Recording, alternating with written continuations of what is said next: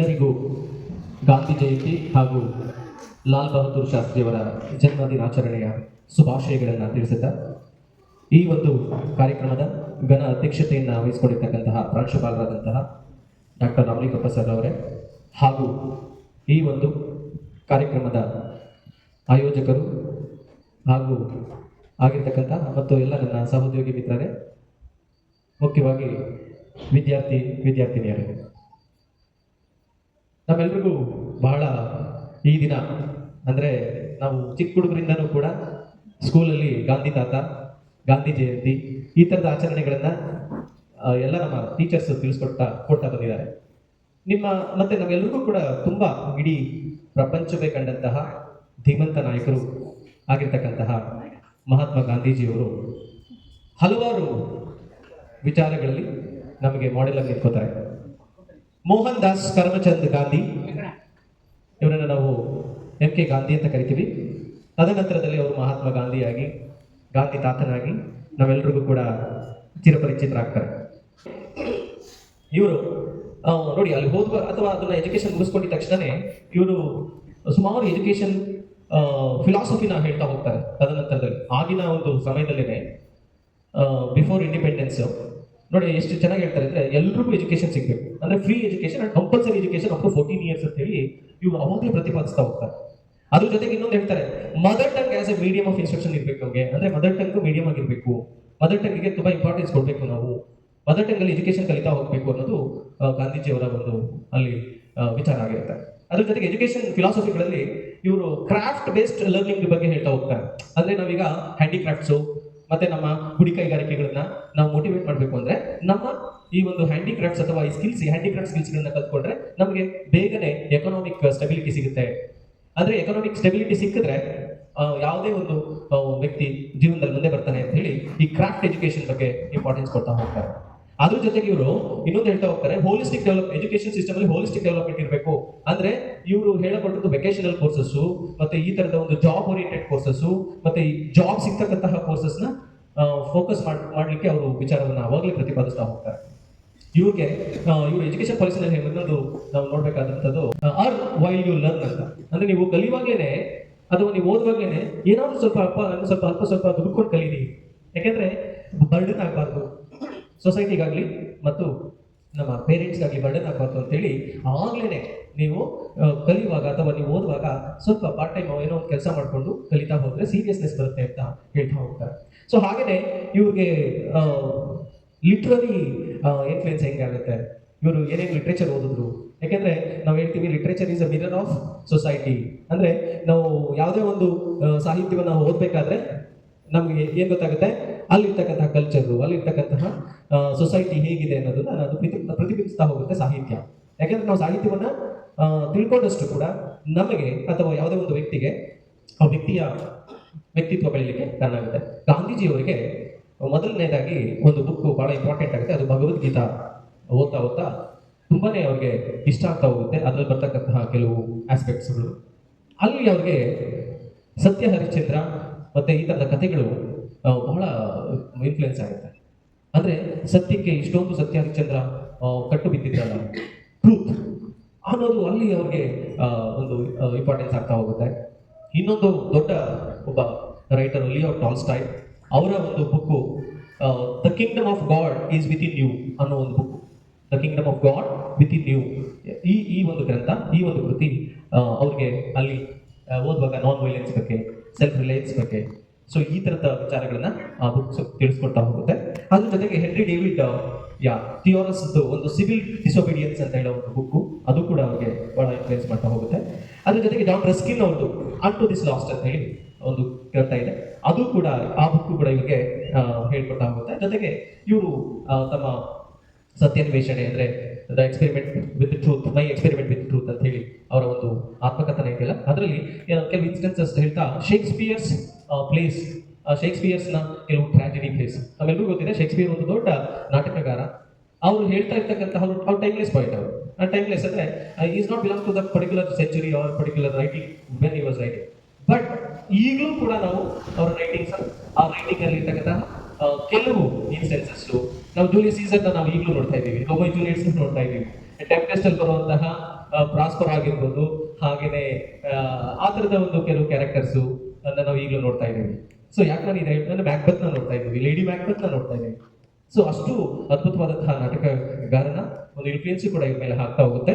So ಹಾಗೆ Bible ಕೂಡ, Bible ಆ ಬುಕ್ ಕೂಡ ಇವ್ರಿಗೆ ಇನ್ಫ್ಲೂಯೆನ್ಸ್ ಮಾಡ್ತಾ ಹೋಗುತ್ತೆ. ಅಂಡ್ ಇದ್ರ ಜೊತೆಗೆ ಲೋಕಲ್ ಲ್ಯಾಂಗ್ವೇಜ್ ಅಲ್ಲಿ ಅಂದ್ರೆ ಗುಜರಾತಿ ಭಾಷೆಯಲ್ಲಿ ಬರೆದಂತಹ ಕೆಲವು ಸಾಹಿತ್ಯ ಅಂದ್ರೆ ಕೆಲವು ಕೃತಿಗಳು ಯಾರದ್ದು ಅಂದ್ರೆ ನರ್ಮತ್ ಮತ್ತು ಕವಿಕಂಠ ಇವರ ಒಂದು ಸಾಹಿತ್ಯನ ಕೂಡ ಇವರು ಬಹಳ ಅಚ್ಚುಕಟ್ಟಾಗಿ ತಿಳ್ಕೊಂಡು ಅವರಿಗೆ ತುಂಬಾ ಇನ್ಫ್ಲೂಯೆನ್ಸ್ ಮಾಡ್ತಾ ಹೋಗುತ್ತೆ ಅವ್ರ ಜೀವನ. ನಮ್ಮೆಲ್ಲರೂ ಗೊತ್ತಿದೆ ಇವರು ಲಂಡನ್ನಲ್ಲಿ ಎಜುಕೇಶನ್ ಎಲ್ಲ ಮುಗಿಸ್ಕೊಂಡು ಆಫ್ರಿಕಾಗೆ ಹೋಗ್ತಾರೆ. ಆಫ್ರಿಕಾದಲ್ಲಿ ಇಂಡಿಯನ್ಸ್ಗೆ ಅಥವಾ ಅಲ್ಲಿರ್ತಕ್ಕಂತಹ ವೈಟ್ ಪೀಪಲ್ ಆಫ್ರಿಕಾದಲ್ಲಿ ಇಂಡಿಯನ್ಸ್ ಮೇಲೆ ಮತ್ತು ಅಲ್ಲಿರ್ತಕ್ಕಂತಹ ಕೆಲವು ಅಪ್ರೆಸ್ಡ್ ಕ್ಲಾಸಸ್ ಮೇಲೆ ದಬ್ಬಾಳಿಕೆ ನಡೀತಾ ಇರುತ್ತೆ. ಅಲ್ಲಿ ಅವರು ಆಫ್ರಿಕಾದಲ್ಲೇನೆ ಕೆಲವು ಸಂಘಟನೆಗಳನ್ನ ಕಟ್ಕೊಂಡು ಅವ್ರೇನ್ ಮಾಡ್ತಾ ಹೋಗ್ತಾರೆ, ಅಲ್ಲಿ ಬ್ರಿಟಿಷ್ ವಿರುದ್ಧ ಕೆಲವು ವಿಚಾರಗಳನ್ನ ಮಾತಾಡ್ತಾ ಹೋಗ್ತಾರೆ. ಅದಾದ ನಂತರದಲ್ಲಿ ಭಾರತದಲ್ಲಿ ಏನಾಗ್ತಾ ಇತ್ತು, ಇಷ್ಟೊತ್ತಿಗೆ ಭಾರತದ ಸ್ವಾತಂತ್ರ್ಯ ಚಳುವಳಿ ಸ್ಟಾರ್ಟ್ ಆಗಿತ್ತು ಇಂಡಿಯಾದಲ್ಲಿ. ನಮ್ಮೆಲ್ಲರಿಗೂ ಗೊತ್ತಿದೆ ಇದು 1857ರಲ್ಲಿ ಒಂದು ಸಿಪಾಯಿ ಮ್ಯೂಟಿನಿ ಅಥವಾ ಸಿಪಾಯಿ ದಂಗೆ ಅಂತ ಹೇಳ್ತೀವಿ. ಅಲ್ಲಿ ಇಂದ ಹಲವಾರು ರಾಜ್ಯರು ಬೆಳ್ತಕ್ಕಂತಹ ಲೋಕಲ್ ಎಲ್ಲರೂ ಕೂಡ ದಂಗೆ ಹೇಳ್ತಾ ಹೋಗ್ತಾರೆ. ಅಲ್ಲಿಂದ ಸ್ಟಾರ್ಟ್ ಆಗುತ್ತೆ ನಮ್ಮ ಫ್ರೀಡಮ್ ಮೂವ್ಮೆಂಟ್, ಭಾರತದ ಸ್ವಾತಂತ್ರ್ಯಕ್ಕೋಸ್ಕರ ಚಳುವಳಿ. ಅದು ಎಲ್ಲಿವರೆಗೂ ನಡೆಯುತ್ತೆ? Up to 1947 August 15 until we get the freedom. So ಈ ಒಂದು ಟೆನ್ಯೂರಲ್ಲಿ ಸುಮಾರು ಚಳುವಳಿಗಳು ಆಗ್ತಾ ಬಂತು. ಅದರಲ್ಲಿ ನಾನು ಎಲ್ಲ ಹೇಳಕ್ ಹೋಗಲ್ಲ, ಗಾಂಧೀಜಿಯವರ ಫ್ರೀಡಮ್ ಮೂವ್ಮೆಂಟ್ ಬಗ್ಗೆ ಅಥವಾ ಗಾಂಧೀಜಿಯವರ ಮೂವ್ಮೆಂಟ್ ಅಥವಾ Gandhiji phase in Indian freedom movement ಅಲ್ಲಿ ಹೇಗಿತ್ತು ಅಂತ ಹೇಳಿ ನಾವು ನೋಡ್ತಾ ಹೋಗೋಣ. ಇವ್ರದ್ದು ಆದ್ರೆ 1919ರಲ್ಲಿ ಒಂದು ಮಹತ್ವವಾದ ಮೈಲುಗಲ್ಲು ಏನಂದ್ರೆ ಗಾಂಧೀಜಿಯವರು ಭಾರತದ ರಾಜಕೀಯವನ್ನ ರಂಗವನ್ನ ಪ್ರವೇಶಿಸಿದ ವರ್ಷ ಅಂತ ನಾವು ಕರಿತೀವಿ. ಇಲ್ಲಿ ಬ್ರಿಟಿಷರನ್ನು ದೈಹಿಕ ಬಲದ ಮೂಲಕ ದೂಡಲು ಸಾಧ್ಯವಿಲ್ಲ ಅನ್ನೋದು ಎಲ್ರಿಗೂ ಗೊತ್ತಾಗುತ್ತೆ. ಅವರು ಇಲ್ಲ, ನಾವೇನಾದ್ರು ಫಿಸಿಕಲ್ ಆಗಿ ಅವರನ್ನ ಅಟ್ಯಾಕ್ ಮಾಡಿ ಅಥವಾ ಫಿಸಿಕಲ್ ಆಗಿ ಅವ್ರನ್ನ ಫೈಟ್ ಮಾಡಿ ಮಾಡೋಕ್ಕಾಗಲ್ಲ. ಸೊ ನಾವೇನ್ ಮಾಡ್ಬೇಕಾಗುತ್ತೆ, ಸತ್ಯವನ್ನು ಈ ಒಂದು ಇದನ್ನ ಗಾಂಧೀಜಿಯವರು ರೌಲಟ್ ಕಾಯ್ದೆ ಜಾರಿ ಮಾಡಿ ಜಲಿಯನ್ ವಾಲ್ಬಾಗ್ ಘೋರ ಹಿಂಸಾ ಕೃತ್ಯದ ವಿರುದ್ಧ ಚಳುವಳಿಯನ್ನ ಹೂಡ್ತಾ ಹೋಗ್ತಾರೆ. ಅಲ್ಲಿಂದ ಖಿಲಾಫತ್ ಚಳುವಳಿಯ ನಾಯಕತ್ವವನ್ನು ವಹಿಸಿ ಇಲ್ಲಿ ಇವರ ಒಂದು ಮೇನ್ ಅಜೆಂಡಾ ಏನಂದ್ರೆ ನಾನ್ ವೈಲೆನ್ಸ್. ಈಗ ಎಲ್ಲರೂ ಹೇಳ್ತಾ ಹೋಗೋದು ನಾನ್ ವೈಲೆನ್ಸ್. ಅದು ಸುಮ್ಮನೆ ಒಂದು ಅದು it's not A common word. Non violence ಅನ್ನೋದು ನಾವು ಅಂದ್ಕೊಂಡಂಗೆ ಅಹಿಂಸೆ ಅನ್ನೋದು it's not A common word. ನಾವು ಹೇಳಕ್ಕೆ ಅದು ಚೆನ್ನಾಗಿ ಅನಿಸ್ಬೋದು, ಬಟ್ ಪಾಲಿಸೋದಿಲ್ಲ ನೋಡಿ.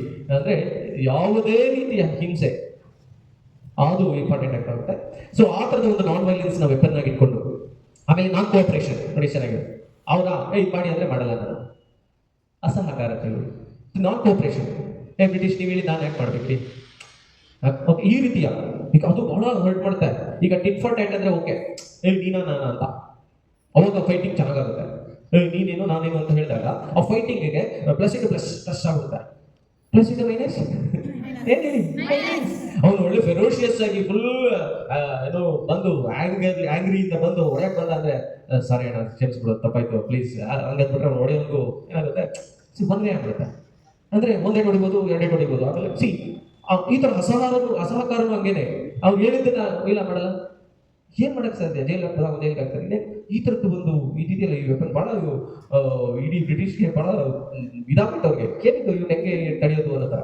ಸೊ ಅದಕ್ಕೋಸ್ಕರ ಈ ತರದ ನಾನ್ ವೈಲೆನ್ಸು, ನಾನ್ ಏನು ಕೋಆಪರೇಷನ್, ಅದ್ರ ಜೊತೆಗೆ ಏನು ಸತ್ಯಾಗ್ರಹ, ಫಾಸ್ಟಿಂಗ್, ಓಕೆ, ಕುತ್ಕೊಂಡ್ಬಿಡೋದು, ಊಟ ನೀರು ಏನು ಇಲ್ಲ ಕುತ್ಕೊಂಡ್ಬಿಡೋದು ಇಷ್ಟು ಗಂಟೆ ಹೀಗೆ ಅಂತ.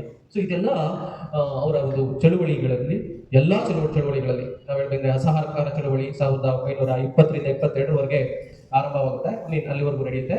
ಅದಾದ್ಮೇಲೆ ಸುಮಾರು ನೋಡ್ಬೇಕಾದ್ರೆ ಸೊ ನಮ್ಗೆ ಇಲ್ಲಿ ಏನ್ ಸಿಗ್ತಾ ಹೋಗುತ್ತೆ ಈ ಇದರಿಂದ ಅಂದ್ರೆ ಅದ್ರ ಜೊತೆಗೆ ಅವರು ಇಡೀ ಇಂಡಿಯಾನ ಒಗ್ಗೂಡಿಸ್ತಾ ಹೋಗ್ತಾರೆ. ಅವಾಗ ಯಾವ್ದು ಮೀಡಿಯಾ ಇರಲಿಲ್ಲ ಜಾಸ್ತಿ, ಈ ತರ ಸೋಷಿಯಲ್ ಮೀಡಿಯಾ ಆಗಲಿ ಏನೂ ಇಲ್ಲ. ಅವಾಗ ನೋಡಿ ಇದ್ದಿದ್ದು ಟ್ರಾನ್ಸ್ಪೋರ್ಟು ಅಷ್ಟೇನೆ ಮಾಡಲ್ಲ, ಇರ್ಲಿಲ್ಲ, ಒಂದು ಟ್ರೈನ್ ಇತ್ತು ಅಷ್ಟೇ. ಇಂಥ ಜಾಗಕ್ಕೆ ಯಾರೋ ಟ್ರೈನಲ್ಲಿ ಗಾಂಧೀಜಿ ಬರ್ತಾರೆ ಅಂತ ಹೇಳಿದ್ರೆ ಸಾಕು, ಸೆಲ್ಫ್ ಮೋಟಿವೇಟೆಡ್ ಗ್ರೂಪ್ ಏನ್ ಮಾಡೋದು, ಹೋಗ್ಬಿಡೋದು ಗಾಂಧೀಜಿಯವ್ರನ್ನ ನೋಡಿ, ಅವ್ರು ಏನ್ ಹೇಳ್ತಾರೋ ಅದೇ ವೇದ್ಯವಾಕ್ಯ ಹಾಕ್ಬಿಡೋದು. ಸೊ ಈ ರೀತಿಯ ಒಂದು ಸ್ವದೇಶಿ ಚಳುವಳಿಯನ್ನ ಮಾಡ್ತಾ ಹೋಗ್ತಾರೆ. ಸ್ವದೇಶಿ ನೋಡಿ, ಅವಾಗಲೇ ನಾವೀಗ ಎಲ್ಲ ಹೊಡ್ಕೋತಾ ಇದ್ದೀವಿ. ಅಮೆರಿಕ ಏನು ಟ್ಯಾಕ್ಸ್ ಟ್ಯಾರಿಫ್ ಅಲ್ಲಿ ನಮಗೆ ವಾರ್ ಸ್ಟಾರ್ಟ್ ಮಾಡಿದೆ. ಆಯ್ತಾ, ಗೊತ್ತಾಗಿದೆ ನಿಮ್ಗೆಲ್ಲರಿಗೂ ಕೂಡ. ನಾವು ಏನ್ ದೊಡ್ಡಣ್ಣ ದೊಡ್ಡಣ್ಣ ಅಂತ ಕರಿತಾ ಇದ್ವಿ, ಸೊ ಇಂಡೈರೆಕ್ಟ್ ಆಗಿ ನಮ್ಮ ಈ ಡೆವಲಪಿಂಗ್ ಕಂಟ್ರಿ ಮೇಲೆ ಆ, ಸ್ವಲ್ಪ ಏನು ಅವನು ಅಸಹಕಾರ ತೋರಿಸ್ತಾ ಇದ್ದಾರೆ. ಜೊತೆಗೆ ಅವರು ಏನದು ಟ್ಯಾರಿಫ್ ವಾರ್ನ ಡಿಕ್ಲೇರ್ ಮಾಡಿದ್ದಾರೆ. ನಿಮ್ಮೆಲ್ಲರಿಗೂ ಗೊತ್ತಾಗ್ತಾ ಇದೆ ಹೇಗೆ ಹೇಗೆ ಅವರ ನಡವಳಿಕೆ ಚೇಂಜ್ ಆಗ್ತಿದೆ ಅಮೆರಿಕಾದ ಅಂತೇಳಿ. ನಮ್ಮ ಅಮೇರಿಕನ್ ಸಾರಿ ನಮ್ಮ ಇಂಡಿಯನ್ಸ್ ಅಮೆರಿಕಾದಲ್ಲಿ ಇರ್ತಕ್ಕಂಥವ್ರ ಮೇಲೆ ಮತ್ತೆ ಇಲ್ಲಿಂದ ಓದ್ಲಿಕ್ಕೆ ಹೋಗೋರ ಮೇಲೆ ಸುಮ್ಮನೆ ಸ್ಕಾಲರ್ಶಿಪ್ ಎಲ್ಲ ಕಟ್ ಮಾಡ್ಬಿಟ್ಟಿದ್ದಾರೆ. ಈಗ ಸ್ಕಾಲರ್ಶಿಪ್ ಇಲ್ಲ ಅಲ್ಲಿ, ಹೇಗೆ ಅಂದ್ರೆ ಓನ್ಲಿ ಅಲ್ಲಿ ಅಮೆರಿಕನ್ಸ್ ಮಾತ್ರ ಕೊಡೋಣ ಅನ್ನೋ ತರ. ಸೊ ಹಾಗಾಗಿ ನಾವೇನ್ ಮಾಡ್ಬೇಕಾಗುತ್ತೆ, ನಾವೆಲ್ಲ ತಿಳ್ಕೊಬೇಕು ಏನ್ ನಡೀತಾ ಇದೆ ಅಂತ ಪ್ರಪಂಚದಲ್ಲಿ. ಹಾಗಾಗಿ ದೊಡ್ಡಣ್ಣ ಅಂತ ನಾವೇನು ಅನಿಸ್ಕೊತಾ ಇದ್ದೀವಿ ಅಮೇರಿಕಾ ಇಲ್ಲೆಲ್ಲ, ಈಗ ಅದು ಬಹಳನೇ ನಾವು ಡೆವಲಪಿಂಗ್ ಕಂಟ್ರೀಸು ಅದನ್ನ ನೋಡ್ಬೇಕಾಗುತ್ತೆ. ಸೊ ಆ ಥರದ ವಿಚಾರಗಳನ್ನ ನಾವು ಬಹಳ ಮೇಕ್ ಇನ್ ಇಂಡಿಯಾ ಕಾನ್ಸೆಪ್ಟ್ನ ನೋಡಿ ನಾವು ಜಾಸ್ತಿ ಏನು ಮಾಡಬೇಕಾಗುತ್ತೆ, ಬೇರೆ ದೇಶದ ಪ್ರಾಡಕ್ಟ್ಸ್ನ ಯೂಸ್ ಮಾಡೋದು ಬೇಡ ಅನ್ನೋದು ನಾವು ಸೆಲ್ಫ್ ಆಗಿ ತಿಳ್ಕೊಬೇಕು. ಹಾಗಂತೇಳಿ ಅಂದರೆ ಫುಲ್ ಎಲ್ಲನೂ ನಾವೀಗ ಬರ್ಕಟ್ ಮಾಡೋಕ್ಕೆ ಆಗ್ತಾ ಇರ್ಬೋದು, ಬಟ್ ಆದಷ್ಟು ಓಕೆ ನಾವು ಸ್ವದೇಶಿಯ ಒಂದು ವಸ್ತುಗಳನ್ನು ಪ್ರಾಡಕ್ಟ್ಸ್ನ ಬಳಸೋಣ. ನೀವು ಏನೇನು ಆ್ಯಪ್ಸ್ನ ಯೂಸ್ ಮಾಡ್ತಿದ್ದೀರಿ ಫಾರಿನ್ ಅಥವಾ ಅಮೇರಿಕಾ ಅಲ್ಲಿ ಇದು, ಆ ಆ್ಯಪ್ಸ್ನ ಅವಾಯ್ಡ್ ಮಾಡಿ. ನಮ್ಮ ಇಂಡಿಯನ್ ಏನು ಆನ್ಲೈನ್ ಆ್ಯಪ್ಸ್ ಇದೆ, ಇ ಕಾಮರ್ಸ್ ಏನಿದೆ ಇಂಡಿಯನ್ ಇ ಕಾಮರ್ಸಲ್ಲಿ ಇದನ್ನು ನೀವು ಬಳಸ್ಕೊತಾ ಹೋಗಿ. So it's indirectly or directly ನಾವು we have to support our farmers, our ಏನು ಪೀಪಲ್, ಅವರ್ ಇಂಡಿಯನ್ಸ್ನ ನಾವು ಮಾಡಬೇಕಾಗುತ್ತೆ. ಇದು ಸ್ವದೇಶಿ ಚಳುವಳಿ ಯಾವಾಗಲೇ ಮಾಡ್ತಾ ಹೋದ್ರು. ಓಕೆ, ಹಾಗಾಗಿ ಅವರು ಈ ಗುಡಿ ಕೈಗಾರಿಕೆಗಳಿಗೆ ಮತ್ತು ನೇಯ್ಗೆಯನ್ನು ಸ್ಟಾರ್ಟ್ ಮಾಡ್ತಾ ಹೋದ್ರು. ನೋಡಿ, ನಮ್ಮಲ್ಲಿ ಹತ್ತಿಯನ್ನು ತಗೊಂಡೋಗಿ ಬಟ್ಟೆನ ಮಾಡಿ ನಮ್ಮಲ್ಲಿ 100 ರೂಪಾಯಿಗೆ ಹತ್ತಿ ತಗೊಂಡು ಹೋದ್ರೆ ಎಕ್ಸಾಂಪಲ್ಲು, ನಾವು 1000 ರೂಪಾಯಿನ ಮಾಡ್ಕೋತಾ ಇದ್ವಿ ಬಟ್ಟೆನ ಮಾಡಿ. ಅಂದ್ರೆ ಈ ಥರದ ಒಂದು ವಿಚಾರಗಳನ್ನ ಎಲ್ಲ ಜನಗಳಿಗೆ ಮುಟ್ಟಿಸಿ ಸ್ವದೇಶಿ ಚಳುವಳಿಯ ಒಂದು ತತ್ವವನ್ನ ಖಾದಿ ಉತ್ಪಾದನೆ ಮಾಡಿ ಖಾದಿಯನ್ನ ನಾವು ಪ್ರೋತ್ಸಾಹ ಮಾಡಬೇಕು ಅಂತ ಹೇಳಿ ಅವ್ರ ಚರಕವನ್ನ ನೋಡಿ, ಅವರ ಸಿಂಬಲ್ ಗಾಂಧೀಜಿಯವರು ಎಲ್ಲಿರುತ್ತೋ ಅಲ್ಲಿ ಚರಕ ಇರುತ್ತೆ, ವಿವಿಂಗ್ ಮಷಿನ್. ಆ ಚರಕದ ಸಂಕೇತ ಏನಂದ್ರೆ ನಾವು ನಮ್ಮ ಬಟ್ಟೆನ ನಾವೇ ನೇಯ್ಕೊಂಡ್ರೆ ನೋಡಿ, ಅದಕ್ಕೆ ಅವ್ರು ವೆರಿ ಸಿಂಪಲ್ ಮ್ಯಾನ್. ಅವರು ಜಸ್ಟ್ ನೋಡಿ ಒಂದು ಧೋತಿ, ಹಾಗೆ ಮೇಲೊಂದು ಒಂದು ಸಣ್ಣ ಒಂದು ಹೊದಿಕೆ, ಸೊ ಅದು ಕೂಡ ಖಾದಿದು. So very simple man. Meenakshi madam ಹೇಳಿದಂಗೆ ನೋಡಿ, ಒಂದು ಕೋಲು, ಕನ್ನಡಕ, ಈ ಥರದ ಒಂದು ಗುರುತು ಎಷ್ಟು ಇಡೀ ಪ್ರಪಂಚನೇ ನೋಡೋಕ್ಕೆ ಮಾಡಿದಂತಹ ವ್ಯಕ್ತಿ. ಸ್ವದೇಶಿ ಚಳುವಳಿ ಮುಖಾಂತರ ಆಗಲೇ ನಮ್ಮನ್ನ ಹೇಳ್ತಾ ಹೋದ್ರು. ಮತ್ತೆ ಕ್ವಿಟ್ ಇಂಡಿಯಾ ಎಲ್ಲೋದ್ರು ಅಷ್ಟೇ ನೋಡ್ರಿ, ಬ್ರಿಟಿಷ್ ಭಾರತವನ್ನು ಬಿಟ್ಟು ತೊಲಗಿ, ಕ್ವಿಟ್ ಇಂಡಿಯಾ ಮೂವ್ಮೆಂಟ್. ಸೊ ಇದು ಮುಂಬೈಯಲ್ಲಿ 1942ರಲ್ಲಿ ಸ್ಟಾರ್ಟ್ ಮಾಡ್ತಾರೆ. ಅಲ್ಲಿ ಕಾಂಗ್ರೆಸ್ ಸಭೆಯನ್ನು ಕರೆದು ಒಂದು ಕಾಂಗ್ರೆಸ್ನ ಒಂದು ಕಮಿಟಿಯನ್ನ ಫಾರ್ಮ್ ಮಾಡಿ ಈ ಥರದ ಎಲ್ಲ ಒಂದು ಆರ್ಗನೈಸೇಷನ್ನ ಮಾಡಿ ರಾಜಕೀಯವಾಗಿ ಏನೇನು ಮಾಡಬೇಕು ನಮ್ಮ ಸ್ವಾತಂತ್ರ್ಯ ಬರಲಿಕ್ಕೆ ಅನ್ನೋ ನಿಟ್ಟಿನಲ್ಲಿ ಹೇಳ್ತಾ ಹೋದ್ರು. ಹಾಗಾಗಿ ಮೇಜರ್ ಆಗಿ ಒಂದು ದಂಡಿ ಮಾರ್ಚ್. ನೋಡಿ, ಉಪ್ಪಿಗೆ ನಾವು ಯಾಕೆ ಟ್ಯಾಕ್ಸ್ ಕೊಡಬೇಕು ಅನ್ನೋದು. ನೋಡಿ, ಉಪ್ಪಿಗೆಲ್ಲ ಟ್ಯಾಕ್ಸ್ ಆಗ್ತಾ ಇದ್ರು. ನಾವು ಈಗ ಯಾವುದೇ ಮನೆಯಲ್ಲಿ ಉಪ್ಪಿಲ್ಲದೆ ಇಲ್ಲ, ಎವ್ರಿ ಹೌಸ್ ಯಾವುದೇ ಒಂದು ಅಡುಗೆಗೆ ಅಲ್ವಾ, ಆ ಥರದ ಬೇಸಿಕ್ ಅಮ್ಯುನಿಟಿ ಅಥವಾ ಬೇಸಿಕ್ ಆಗಿ ಬೇಕಾದಂತಹ ನಮಗೆ ಪ್ರಾಡಕ್ಟ್ಗೆ ನೀವು ಟ್ಯಾಕ್ಸ್ ಯಾಕೆ ಹಾಕಬೇಕು ಅಂತ ಹೇಳಿ ಉಪ್ಪಿನ ಸತ್ಯಾಗ್ರಹವನ್ನ ದಂಡಿಯ ಮಾರ್ಚ್ವರೆಗೂ ಕೂಡ ಅಲ್ಲಿ 1930ರಲ್ಲಿ ಅವರು ಮಾಡ್ತಾ ಹೋಗ್ತಾರೆ. ಸೊ ಹಾಗಾಗಿ ನಮ್ಮ ಕರ್ನಾಟಕದಲ್ಲಿ 1924ರಲ್ಲಿ ಬೆಳಗಾವಿಯಲ್ಲಿ ನಡೆದ ಅಖಿಲ ಭಾರತ ಕಾಂಗ್ರೆಸ್ ಅಧಿವೇಶನದ ಅಧ್ಯಕ್ಷರಾಗಿ ಕೂಡ ಬರ್ತಾರೆ. ಕರ್ನಾಟಕದಲ್ಲಿ ಸುಮಾರು ಪ್ಲೇಸಸ್ ಕರ್ನಾಟಕದಲ್ಲಿ ಅವರು ಕೂಡ ಏನು ಸಂಚಾರವನ್ನು ಮಾಡಿ ಈ ಯುವಕರನ್ನ ಮತ್ತೆ ಅಪ್ರೆಸ್ಡ್ ಕ್ಲಾಸಸ್ ಬಗ್ಗೆ ಮೇಜರ್ ಆಗಿ ಇವರು ಏನು ದಲಿತರನ್ನ ನಾವು ಉದ್ಧಾರ ಮಾಡಬೇಕು, ದಯವಿಟ್ಟು ನಾವೆಲ್ಲರೂ ಕೂಡ ಆ ನಿಟ್ಟಿನಲ್ಲಿ ಅಪ್ರೆಸ್ಡ್ ಕ್ಲಾಸಸ್ನ ನಾವು ಬಹಳ ಗಂಭೀರವಾಗಿ ತಗೊಂಡು ನಮ್ಮ ಸಮಾಜ ಮುಂದಬೇಕು ಅಂದ್ರೆ ಎಲ್ಲರೂ ಈಕ್ವಾಲಿಟಿ ಆಗಿರ್ಬೇಕು ಅನ್ನೋದ್ರ ಬಗ್ಗೆ ಧ್ವನಿ ಎತ್ತುತ್ತಾ ಹೋದವರು. ಹಾಗಾಗಿ ಅದ್ರ ಜೊತೆಗೆ ಅವರ ಮುಖ್ಯವಾದಂತಹ ಇನ್ನೊಂದು ಹೇಳ್ಬೇಕಂದ್ರೆ ಇವರಿಗೆ ಮಹಾತ್ಮ ಅಂತೇಳಿ ಒಂದು ವಿಚಾರ ಎಲ್ಲರಿಗೂ ಗೊತ್ತಿದೆ. ಮಹಾತ್ಮ ಗಾಂಧೀಜಿ, ಮಹಾತ್ಮ ಅಂದಿದ ತಕ್ಷಣ ನೆಕ್ಸ್ಟ್ ನಮಗೆ ಒಂದು ವರ್ಡ್ ಬರೋದು ಗಾಂಧೀಜಿ ಅಲ್ವಾ. ಈ ಮಹಾತ್ಮವನ್ನ ಅನ್ನುವಂತಹ ಒಂದು ಹೆಸರನ್ನ ಅಥವಾ ಬಿರುದನ್ನ ರವೀಂದ್ರನಾಥ್ ಠಾಕೂರ್ ಅವರು ಅವ್ರಿಗೆ ಕೊಡ್ತಾ ಹೋಗ್ತಾರೆ. ಎಷ್ಟರಲ್ಲಿ ಅಂದ್ರೆ ಅವ್ರಿಗೆ ಮೊದಲೇ ಅಂದ್ರೆ ಗೌರವ ಸೂಚಕವಾಗಿ ಅವ್ರಿಗೆ ರವೀಂದ್ರನಾಥ್ ಠಾಗೂರ್ ಅವರು ನೀಡಿದಂತಹ ಇದು. ಇನ್ನು ಬರ್ತೀನಿ 1947 ಬರೋಕ್ಕಿಂತ ಮುಂಚೆ ಸುಮಾರು ಗಾಂಧೀಜಿಯವರು ಕೃತಿಗಳನ್ನ ಬರೆದಿದ್ದಾರೆ. ಅವರ ಕೃತಿಗಳನ್ನ ನಾವೆಲ್ಲರೂ ಕೂಡ ದಯವಿಟ್ಟು ಓದಬೇಕಾಗುತ್ತೆ. ಮುಖ್ಯವಾಗಿ ಅವರ ಆತ್ಮಕಥನ ಆಟೋಬಯೋಗ್ರಫಿ ಏನಂದ್ರೆ ಮೈ ಎಕ್ಸ್ಪೆರಿಮೆಂಟ್ ವಿತ್ ಟ್ರೂತ್, ನನ್ನ ಸತ್ಯಾನ್ವೇಷಣೆ. ನೋಡಿ, ಅವರು ಹೇಳ್ಕೊಂಡಿದ್ರು ನನ್ನ ಸತ್ಯವನ್ನು ನಾನೇ ಅನ್ವೇಷಣೆ ಮಾಡ್ಕೊಂಡಿದ್ದೀನಿ. ಅದ್ರ ಜೊತೆಗೆ ಮೀನಾಕ್ಷಿ ಮೇಡಮ್ ಹೇಳಿದಂಗೆ ಆಗಲೇ ನೋಡಿ, my life is my message. ಬಹಳ ಕಷ್ಟ ರೀ ವರ್ಲ್ಡು. ನನ್ನ ಜೀವನವೇ ಒಂದು ಸಂದೇಶ, ಜೀವಿಸೋದೇ ಒಂದು ಸಂದೇಶ ಆಗ್ಬಿಡುತ್ತೆ ಅಂದ್ರೆ ಹೆಂಗಿರ್ಬೇಕು ಹೇಳು.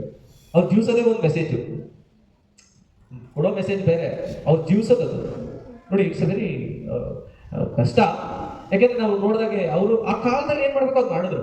ನಮ್ಗೆ ಈಗ ಅದು ಪರ್ಸ್ಪೆಕ್ಟಿವ್ಸ್ ಬೇರೆ ಆಗಿದಾವೆ. ಹಿಂಗ್ ಮಾಡಿದ್ರೆ ಚೆನ್ನಾಗಿತ್ತು, ಅವ್ರು ಹಿಂಗ್ ಮಾಡ್ಬಾರ್ದಿತ್ತು, ಹಿಂಗ್ ಮಾಡ್ಬೇಕಿತ್ತು. ಈಗ ಯಾವುದೋ ಒಂದು ಈಗ ಪ್ರಾಂಶುಪಾಲರಾಗಿ ಯಾವುದೋ ಒಂದು ಅಡ್ಮಿನಿಸ್ಟ್ರೇಷನ್ ಅಲ್ಲಿ ಆ ಟೈಮ್ಗೆ ಏನ್ ನಿರ್ಧಾರ ತಗೋತಾರೆ that is right for that particular situation for particular time ಹಾಗಂತೇಳಿ ಅದು ದಟ್ ಇಸ್ ರೈಟ್. ಬಟ್ ಹಾಗೆ ಅವ್ರದ್ದು ಆಯ್ತದು ಅಂದ್ರೆ ಅವ್ರು ಆ ಟೈಮ್ಗೆ ತಗೊಂಡ್ರು, ಅದು ತಗೊಂಡಿದ್ದು ಒಳ್ಳೇದು ಕೆಟ್ಟದ್ದು ಹೀಗೆ ಚರ್ಚೆಗಳು ಮುಂದುವರಿತಾ ಬರುತ್ತೆ. ಇರ್ಲಿ, ಅದೊಂದು ಕಡೆ ಆದ್ರೆ ನಾವೀಗ ಅದ್ರ ಬಗ್ಗೆ ಜಾಸ್ತಿ ಫೋಕಸ್ ಮಾಡಕ್ ಹೋಗಲ್ಲ ನಾನು. ಈಗ ಅವರ ಕೃತಿಗಳನ್ನ ಹೇಳ್ತಾ ಹೋಗ್ತೀನಿ. ಅವರ ಆಫ್ರಿಕಾದಲ್ಲಿ ದಕ್ಷಿಣ ಆಫ್ರಿಕಾದಲ್ಲಿ ಸತ್ಯಾಗ್ರಹ ಅನ್ನೋ ಒಂದು ಕೃತಿಯನ್ನು ಕೂಡ ಅವರು ಕರೀತಾ ಹೋಗ್ತಾರೆ. ಸತ್ಯದೊಂದಿಗೆ ನನ್ನ ಪ್ರಯೋಗಗಳು ಅಂತ ಹೇಳಿ, ಹಿಂದ್ ಸ್ವರಾಜ್ ಅಂತ ಹೇಳಿ, ಗೀತಾ ದಿ ಮದರ್ ಅಂತ ಹೇಳಿ ಇನ್ನೊಂದು book, Harijan and Young India ಅದರ ಒಂದು ವೃತ್ತಪತ್ರಿಕೆಗಳ ಸಂಪಾದಕರಾಗಿ ಕೂಡ ಇವರು ಕಾರ್ಯನಿರ್ವಹಿಸುತ್ತಾರೆ. ಗಾಂಧೀಜಿಯವರ ಮೇಲೆ ಏನು ಹೇಳಿದಲಾಗಲೇ ಪ್ರಭಾವ ಬೀರಿದಂತಹ ಕೃತಿಗಳು, ಆ ಒಂದು ಕೃತಿಗಳನ್ನ ಅವರು ತಮ್ಮ ಆಟೋಬಯೋಗ್ರಫಿಯಲ್ಲಿ ಹೇಳ್ತಾ ಹೋಗ್ತಾರೆ. ಅದು ಹೇಗೆ ಇನ್ಫ್ಲೂಯೆನ್ಸ್ ಆಯಿತು ಅಂತ ಅದೊಂದು. ಸೊ ನೋಡ್ತಾ ಹೋದ್ರೆ ನಮ್ಮೆಲ್ರಿಗೂ ಈ ತರದ ಒಂದು ವ್ಯಕ್ತಿ, simple living high thinking. Simple living high thinking ಅಂತ ಹೇಳೋದು ಬಹಳನೇ ಕಷ್ಟ. ಯಾಕೆಂದ್ರೆ ಅಷ್ಟು ಸಿಂಪಲ್ ಆಗಿ ಬದುಕಿ ನಮ್ಮನ್ನೆಲ್ಲರೂ ಕೂಡ, ನಮ್ಗೆಲ್ಲರಿಗೂ ಕೂಡ ಅಂದ್ರೆ ಸ್ವಾತಂತ್ರ್ಯವನ್ನ ಕೊಡಿಸೋದ್ರಲ್ಲಿ ಅವ್ರದ್ದು ಒಂದು ಬಹಳ ಪಾತ್ರವನ್ನ ನಿರ್ವಹಿಸಿ 1947 ಆಗಸ್ಟ್ 15 ಮಧ್ಯರಾತ್ರಿ ನಮ್ಗೆಲ್ರಿಗೂ ಸ್ವಾತಂತ್ರ್ಯವನ್ನ ಸಿಕ್ಕಿದ ತಕ್ಷಣನೇ ಎಷ್ಟು ಅಲ್ಲಿವರೆಗೂ ಒಂಥರ ಇದ್ದಂತ ಇಂಡಿಯಾ ನಮ್ಗೆ ನೋಡಿ ಅದು ಹಿಸ್ಟ್ರಿನಲ್ಲೇ ಚೇಂಜ್ ಆಗ್ಬಿಡುತ್ತೆ. ಬಿಫೋರ್ ಇಂಡಿಪೆಂಡೆನ್ಸ್, ಆಫ್ಟರ್ ಇಂಡಿಪೆಂಡೆನ್ಸ್, ಈ ತರದ್ದು ಒಂದು ಇದೇ ಚೇಂಜ್ ಆಗ್ಬೋದು. ಅಲ್ಲಿವರೆಗೂ ಒಗ್ಗಟ್ಟಾಗಿದ್ದ ಜನ ಎಲ್ಲರೂ ಒಗ್ಗಟ್ಟಾಗಿದ್ರು.